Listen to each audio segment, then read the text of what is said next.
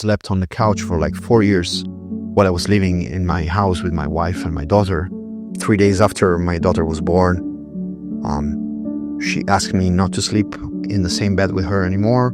And if I was not doing what she was asking me to do, she would, assault me, hit me, or scratch me, or punch me. It depends on the episode. A few times she called the police saying that I was the one hitting her. And when the police was coming to our house, they were always ending up in the same way. They were like, "Ma'am, you have no sign of aggression on yourself. Your husband has blood on his face. He has livids and scratches in his body. How is it possible that he is the one that you claim attacked you, and he has all evidences of have been attacked, and you don't?" I have been at the hospital a couple of times. One time I was carried there by the police, actually, by the Carabinieri. But in 2021 I still remember, it was the 4th of January, was the first night that I saw my daughter changing her face. It was the first time that I saw my daughter being sad. And it kind of broke my heart, man. I was like, I don't want to, look weak or whatever, but it's the truth. I mean, we have a soul, we have a heart, and we have emotions and feelings. I know people that are able to hide these feelings so deep down, then they look like they almost have no feeling, but I'm not able to do that.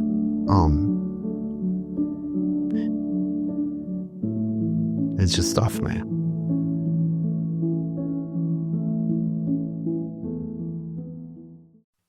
So, Vincenzo, welcome to The Joint. Thank you for having me. It is my pleasure having you here. And for those who do not know, Vincenzo is a recording artist. He's toured around the continent of Europe. He's a fantastic music producer. Of course, he's going to tell you more about that as you go. Yeah, so Vince, welcome to The Joint again. Thank you for having me. So I'm just going to dive in straight deep because I don't want to dilly-dally. Yep. So we're here mainly to talk about fatherhood, right? And you have a peculiar situation, which we'll discuss as we go. But tell me about when did you become a father? So technically, I became a father in 2017 in January, on the 6th of January 2017. But I knew I was about to become a father just 6-7 months earlier than that. Like I think everybody else, there's that moment that you go home and your wife is like, "I need to talk to you," and you're like, "Oh my God, what's going to happen?" And then she tells you, we're becoming parents, and I was kind of hit hard back then. Really? Yeah. I mean, we were working on that, but it took like 2 years to achieve that, and I had to undergo some surgeries, and we had to make some medical checkups because it was not happening. And so back then, I thought that was not my call. So after 2 years, I kind of completely lost every hope on that.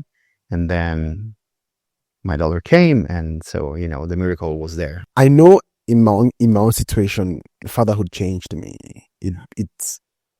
I had it 360 degrees in my life. My priorities were put in order.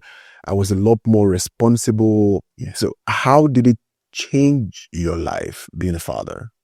I came back from a tour in the Russian Federation, and I was supposed to go back on tour the next year. So it was in between 2 long tours with my project back then. And I was also studying at the time at the music conservatory to become a maestro. Okay.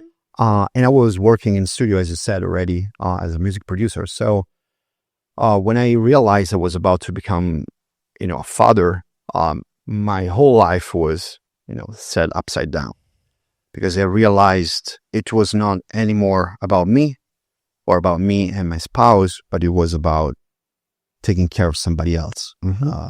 A new life coming into this world. And there's all sort of problems and fears and responsibilities that you're not aware of yet when you know that you're becoming a father. And actually, everything changed in a blink of an eye when I held for the first time my daughter in the hospital. Right. At the very right moment I held her, something clicked inside of me. I don't know if it's biology or whatever, chemical, chemistry, call it as you want, but it completely changed in that precise moment, For me, when my daughter came through, I think I said this in a previous episode, even how I drove changed. Yeah. Before, I used to drive with one arm on the steering wheel, the other hand on the gear stick. I changed. I was driving with both hands on the steering wheel. I was uber careful. But something else was happening beneath me at the same time. And that was a sense of uncertainty.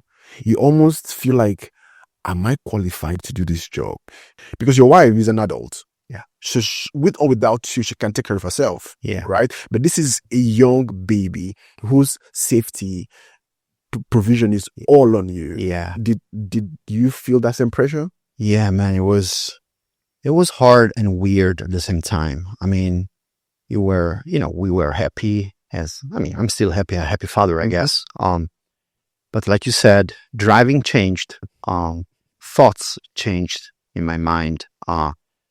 It was not anymore about my career or what am I going to do in the future, but providing and taking care of my daughter, of a new life coming into this world. And, when I was really afraid, actually. I was super scared. A lot of questions came out, like you said, am I qualified? Am I going to make the same mistakes that I think my parents did? Or am I going to be the best father, But I used to have a teacher back then. He was very supporting in this process. And he told me, he was not like a tutor, but kind of. And he was like, nobody can teach you how to be a father. You just become one. Mm-hmm. And that's it. There's no school for that. There's nothing that people can teach you or pass on you. So, you just do it and that's it. I know it sounds very simplistic, but how it goes, How's your relationship, or how was your relationship with your father, and how has that affected your fatherhood journey? So my father, he used to work in a bank. He made his own career right from the very lowest rank up to the director rank, along 35, 40 years of working. So he was not really present at home. So I basically spent most of the time with my mom. And I had a very conflictual, can I say that, relationship with him, especially when I grew up. I kind of decided at one point that I didn't want to become like him. And it took me a long time to realize that I was wrong, actually. And actually, when you become a father, you start to realize that many of the things that you experienced as a child were for your good, right? And the judgment that you had when you were a teenager or when you were growing up was not appropriate, actually, for the situations you were experiencing, because you were not understanding properly what it meant to be a parent or a father, right? So I would say that now my relationship with my father is way better. But, between my teenager years and my first years, at university, at least in my early 20s, it was really tough. We didn't talk for a couple of years. He didn't approve on me touring and becoming a musician.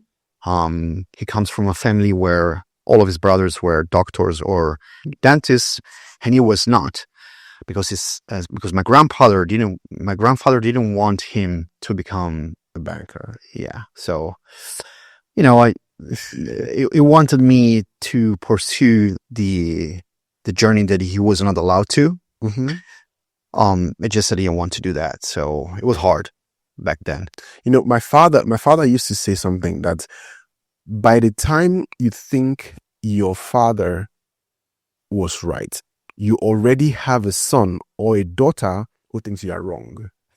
Right? That's great. Yeah. So truth. He said that more than once. Yeah. Yes, I instinctively understood what he meant, but I didn't realize it until I became a father, like you said, because your kids are quick to judge your choices. Yeah. but they don't have an idea the options you had to choose from. Yeah. Right? Absolutely. So, for example, in my instance, my parents got divorced when I was a teenager. So a part of me was always angry. A part of me was very upset that why would my parents part ways? Yeah. Of course, I might have subconsciously understood why it was good. Yeah. Because I saw them happy together. I saw them miserable together. Yeah. Then I now saw them happy apart. So even though I understood as at a subconscious level why it was healthy for both of them to be apart, the part of me was still very angry. Yeah. And then growing up now as a father and as a husband, I'm more merciful. I'm more understanding of the options he had to choose from. Maybe if I was in his shoe, perhaps I would have done the same thing, or maybe not. So I get where you're coming from. So I'm going to touch on something sensitive now. Yeah. Feel free to let me know if we can't go there. Yeah. So you're going through a divorce right now. Yeah. How is life as a single father? Right. Co-parenting. It's really miserable, I would say. So the main problem, I guess, is when there's not a communion of intents. Like there's no common goal as parents. Yeah. Well, actually, there should be, right? I'm sure that every parent wants his children to be happy and safe, right? And to grow up in some sort of balance. But where there's no collaboration between the parents, like, me as a father and my future ex-wife as a mother, everything becomes really, really complicated and hard. Especially because you have to shift yourself. You have to kind of split yourself in two. One is the character that is going to take care, in my case, of my daughter. And the other one is the character that needs to deal with everything that is not working in the relationship. And I'm not talking only about, the emotional side of things. I'm talking also about the legal side of things. Because when things are not going well and you put in lawyers and you need to stand in front of a judge and there are people that do not know you. Yeah, they don't know you. They don't know what you've been through. Maybe they read a file with a very brief synthesis of what your life was, but they don't know anything about you, and yet they get to decide if you are a good or a bad person, or a good or a bad father, if you're entitled to keep being a father. So it's a horrible situation that I do not suggest anybody to experience, of course. But this is life, and I think, like you said, you experienced in your journey, you saw your parents being miserable together, right? Yeah. That's, people would say that's part of life. I would say it shouldn't be like that. No. And I guess that to stick together at any cost, this is not really Christian to say, but to stick together, like forced forever to stay together, it's not always the healthiest decision for the growing of children in a safe and balanced place.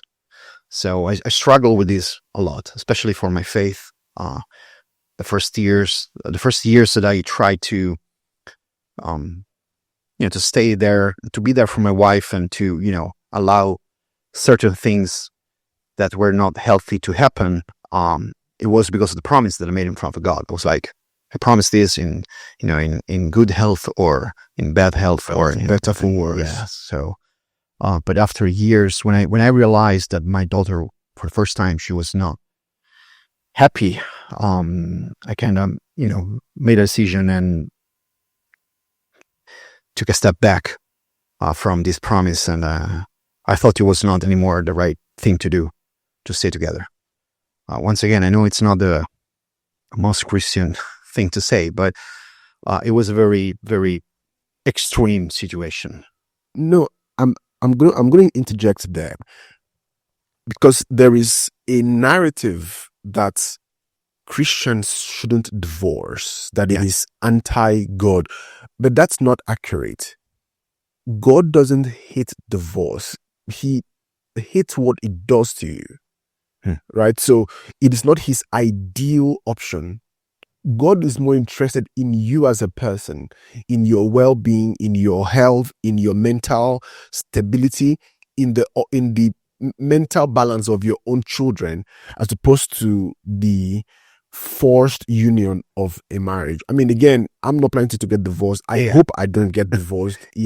But I am also not going to sit here and act as if there are not terrible people out there.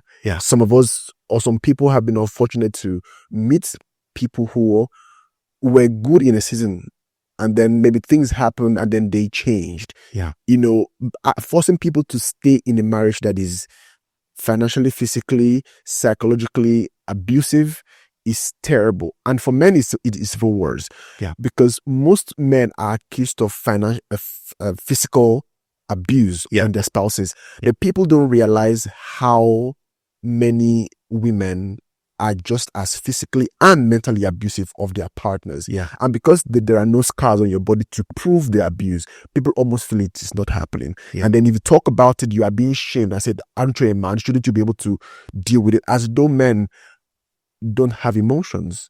It's like I said, I'm more empathetic of men now because I'm grown. But now, speaking of the separation, how has it affected your child? Do you know how it has affected her? So definitely the first breakup had a major effects on her. So when was this? Was in 2021, 2021, yes. 2021, at the end of the year, my wife back then received a letter from the juvenile court, signed by a judge, that imposed her to leave the house and to live separately from the family core. And I decided to move away from that neighborhood because I had so many terrible memories, and I wanted to have my daughter a better experience than she was having.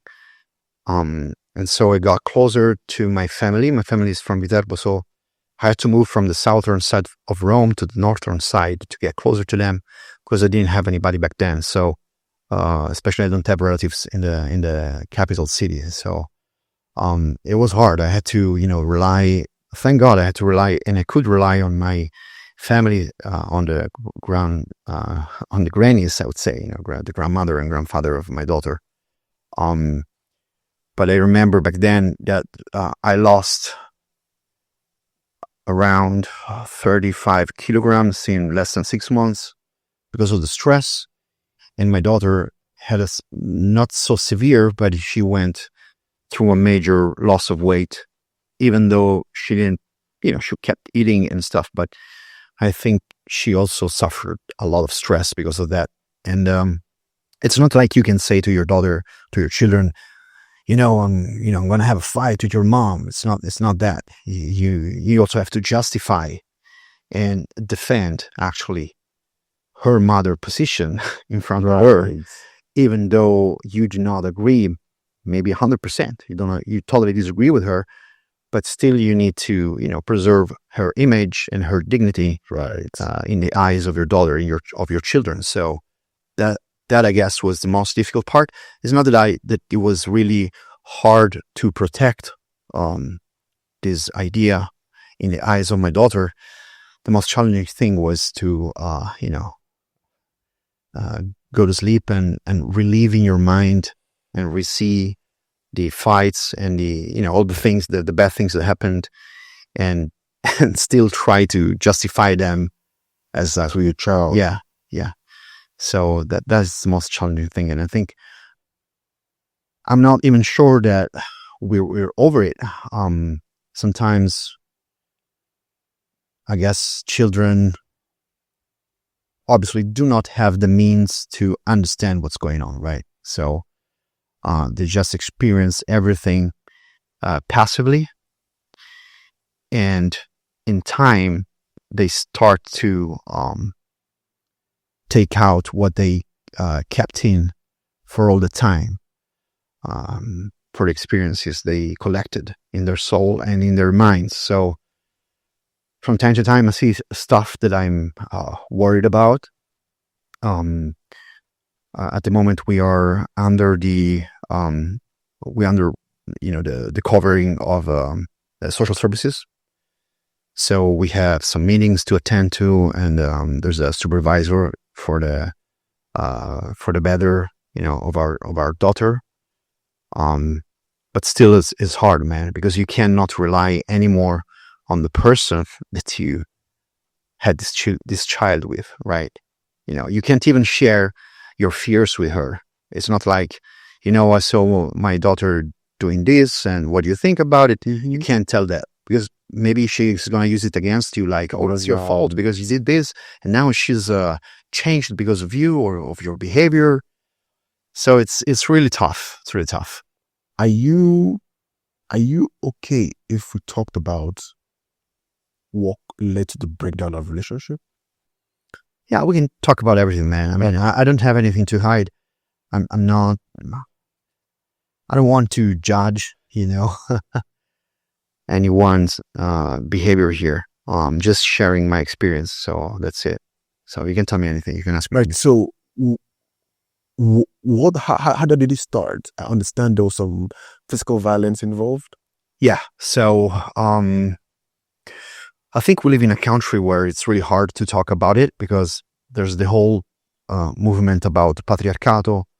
The motto is in Italian, non una di meno, not a woman less, which means the women are entitled of being the only victims of violence in this country, which is true to a certain degree, but it's not the only truth. So first, if as a man you claim to have been victim of abuse, most of people will not believe you, or they will laugh about you, or they will think that you are weak. So you don't have any escape plan, and you just, try to bear with it and to live it as if there's no other way to get out of it.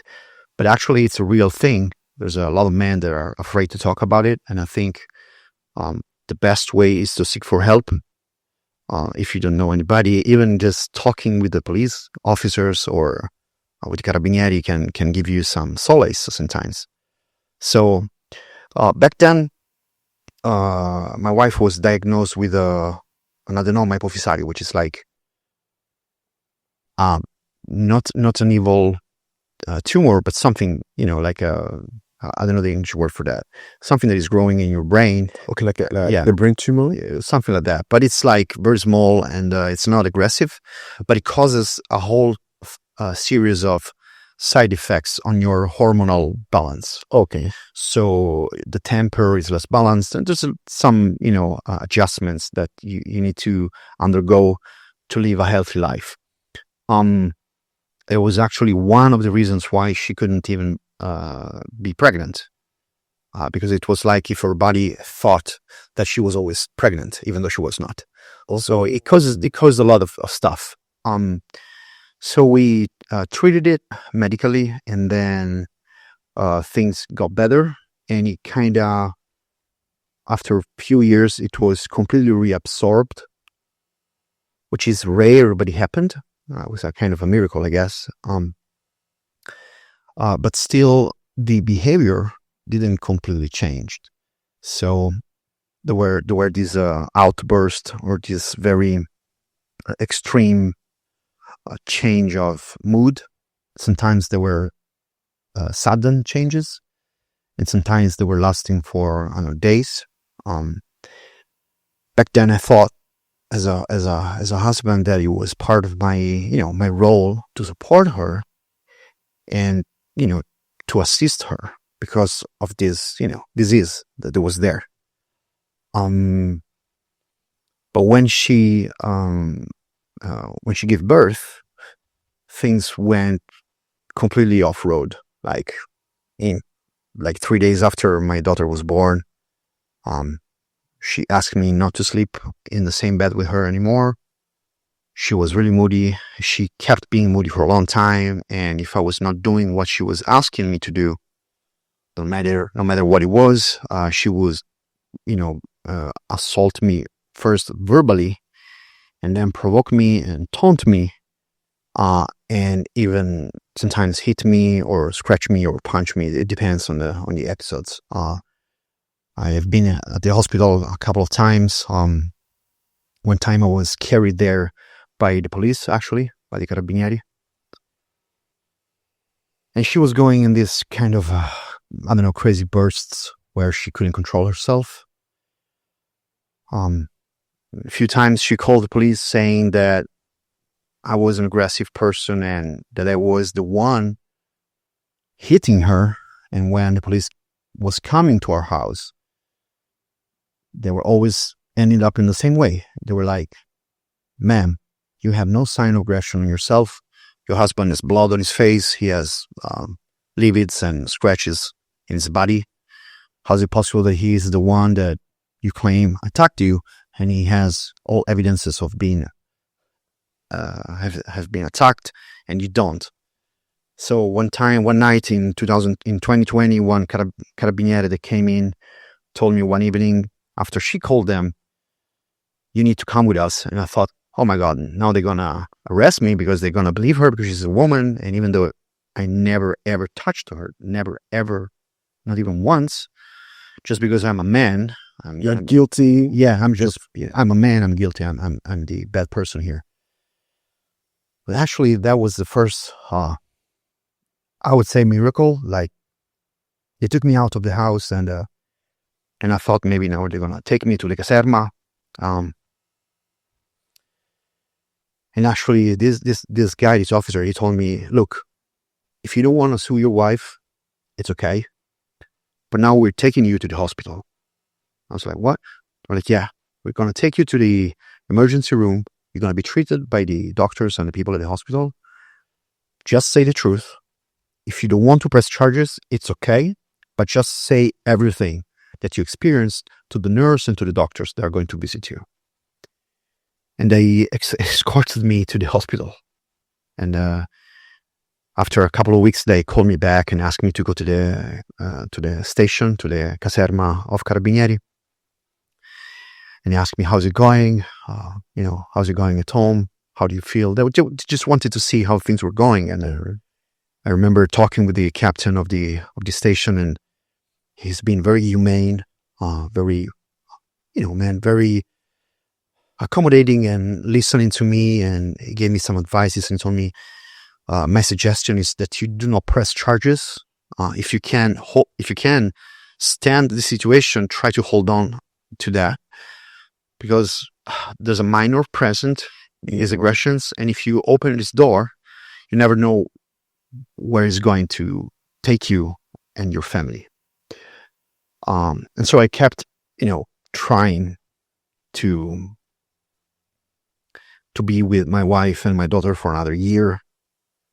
But in 2021 I still remember, it was the 4th of January, was the first night that I saw my daughter changing her face. It was the first time that I saw my daughter being sad, like for the very first time.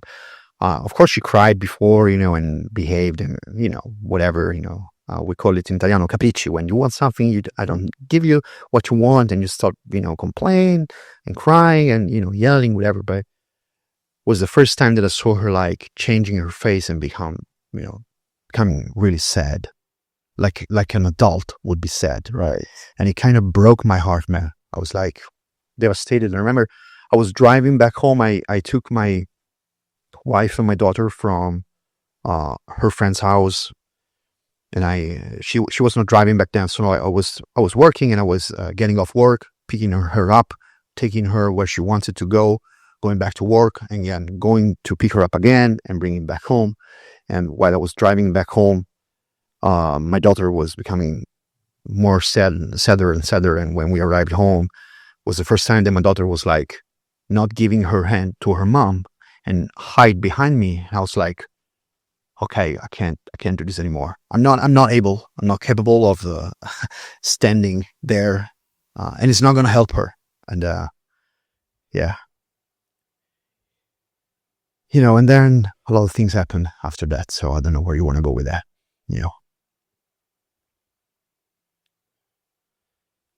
It's just hard, man, because we're supposed to be the strong guys, right? I mean, we're the men, and the world expects us to be strong and tough, but we have a heart too. I mean, it's not fair that we're not allowed to suffer. I mean, we're expected to suffer, and we're not allowed to complain about the suffering. Absolutely. It's, I don't want to, look weak or whatever, but it's the truth. I mean, we have a soul, we have a heart, and we have emotions and feelings. I know people that are able to hide these feelings so deep down, then they look like they almost have no feeling, but I'm not able to do that.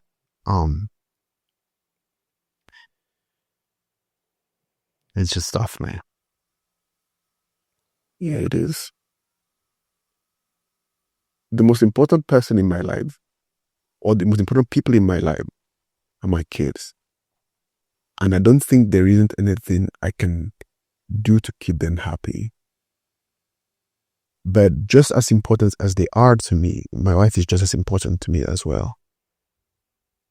I can't begin to imagine being in a situation where the two sets of people that I hold in the highest regard have to be pulled apart because I have to pick one over the other.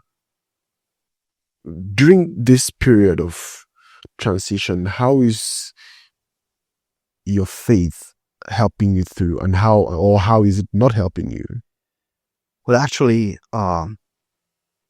faith played a major role, even back then. I was like, actually it's fun because I'm realizing it now that I was praying so much to experience real love. Right. And to experience appreciation and to experience, dignity, and to be able to, to be able to play my role as a father in the best way possible, that the Lord allowed me to get to know somebody that actually already knew from many, many years, but discovered to be the person that I want to grow old with, which is my fiancée, my partner. She's been of great help, but I've prayed so much. I slept on the couch for like 4 years while I was living in my house with my wife and my daughter. And every single night that I was falling asleep, I was dreaming of having a good and balanced love relationship with somebody who could appreciate who I am. And almost when I got to the point that I started to believe that was never going to happen for me, and then it happened. And I think that is when the Lord really stepped in for me, allowing me to get close to this person that is now my partner and my fiancée. And she's been of incredible help, man, to keep myself together when I was completely broken inside. And at the same time, she was the person that, even though she's not much of a Christian believer, that pushed me back into the church. And if it wasn't for her, I wouldn't be here today. And she's been of great, great help, even with my daughter, even it's a very challenging position because it's not her daughter, and she doesn't want to replace her mom. Nope. And it's hard because, in relationships, where's the limit where I can step in, where I cannot step in? It's a hard thing to do, but she's been great. And I think that because of never losing deep down faith, in the end, the Lord answered me Absolutely. kind of saving me and taking me out. I'm not talking about the marriage, but about that toxic and very hard situation to restore me and allow me to, through this person, to get back to him and to find the Rome International Church and, find help and rediscovering my faith. It's a beautiful journey, actually, man. It's like being reborn, having hope, which is, once they take hope out of your life, you're done. Absolutely. Nothing has sense anymore. Nothing doesn't. There's no meaning, and you just keep going as a robot, right? And I'm praying more than ever. I was raised Catholic, and my mom she's very hardcore, about praying and stuff. But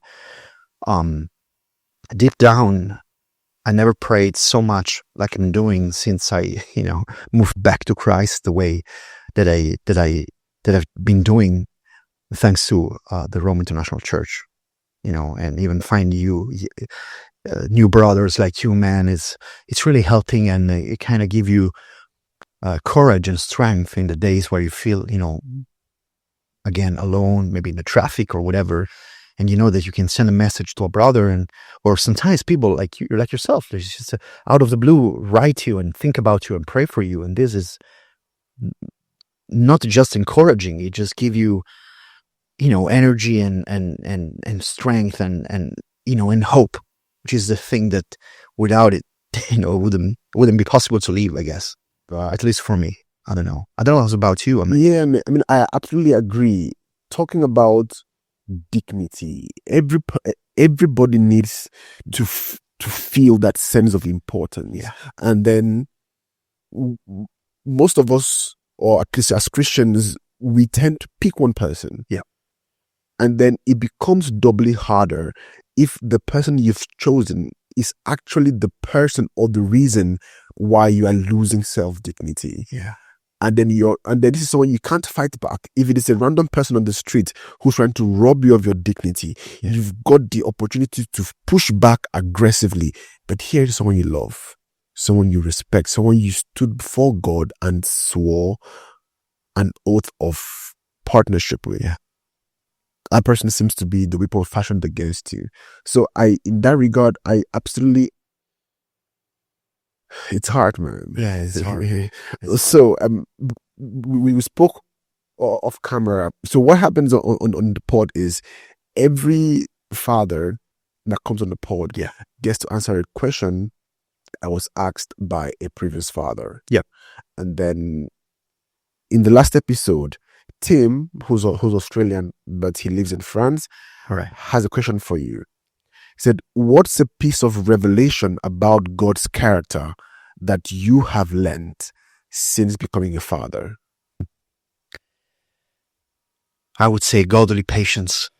Patience. Yes. You can't be a father without having godly patience. I know, man. It's actually fun, right? It's funny, but it's true. You're a father yourself. I mean, if you're not able to self-contain yourself and to, arm yourself with immense patience, you will not be able to lead any of your children ever. Because we're not in the military. It's not like you give orders and they understand. They actually will never understand you. They will never listen to you. They will never do what you ask, and you have to ask it 3, 4. Yeah, I was going with the low numbers, but maybe 100 times. They will not eat. They will not go to sleep. They will not do what you ask. They will not take care of themselves. And you need to remind them, not just with examples, but I think that in every environment, what really God has immense skills and powers and things that we cannot even fathom or imagine. But one thing that we can, aspire to, is having his patience, man. I mean, have you ever thought about it? I mean, he right off the creation, we just let him down right away. Straight. Yeah, it's the first chapter of Garden of Eden. We just went off road right away, and then the Abel and Cain situation and everything that followed. Yeah, after the covenant with Noah, and again, after Noah rescued everybody, he get drunk and naked. I mean, the Bible's full of these examples, like where we fall, ever and always, ever and ever again, and and how patient can you be to to stand that and to keep helping and directing and even sending your own son to give the final directions in the very same language that we as human and limited beings speak. So as a father, as a Christian father, and as a father in general, I still would say godly patience is the one thing that I would keep learning from God. Yeah, right. So as we take this conversation to an end, right? Yeah, for this episode, because I'm sure you'll be back for future episodes as well. Anytime. If there is a father out there who's dealing with single parenthood, yeah, either from the death of a spouse or, like in your own instance, divorce or separation, what can you say to encourage their heart?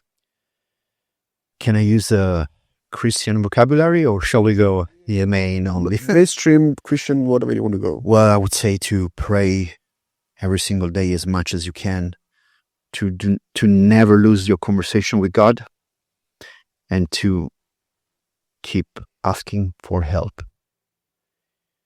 The most dangerous situation where you are as a single parent is to feel completely lost and alone in the journey of parenthood. And that's a very dangerous place. You never want to be there. You can get very dark places in your mind. Like, you remember we said at the beginning, like the first questions, am I going to be a good father? Am I up to the task, right?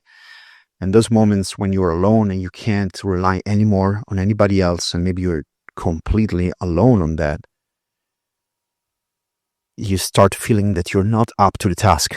So do not be afraid to ask for help to our Lord and Savior Jesus Christ, to the people that you know that love you. Do not feel ashamed. And always remember you're never, ever alone. Because that's the most dangerous place to be. To feel completely alone. This is where the adversary wants us to be. Right. So he wants us to feel alone, and and to have the question in your mind repeating over and over, where's your God? Right? Mm-hmm. Mm-hmm. Well, our God is right here with us, and otherwise we wouldn't be here. Right. And yeah, like the psalmist says, even though I walk through the valley of the shadow of death, I shall not fear, for thou art with me. Yeah. So he's not only with us in the good seasons, even in our season of despair, pain, and tribulations, he's with us. Yes, especially there, especially in those situations, man. So you kind of hit me hard with that, man. I have. Vince, thank you so much for coming through. Thank you for having me, man. Anytime. Speaking with you. I mean, we are praying for and with you. We are not ashamed to say we need help. Yeah.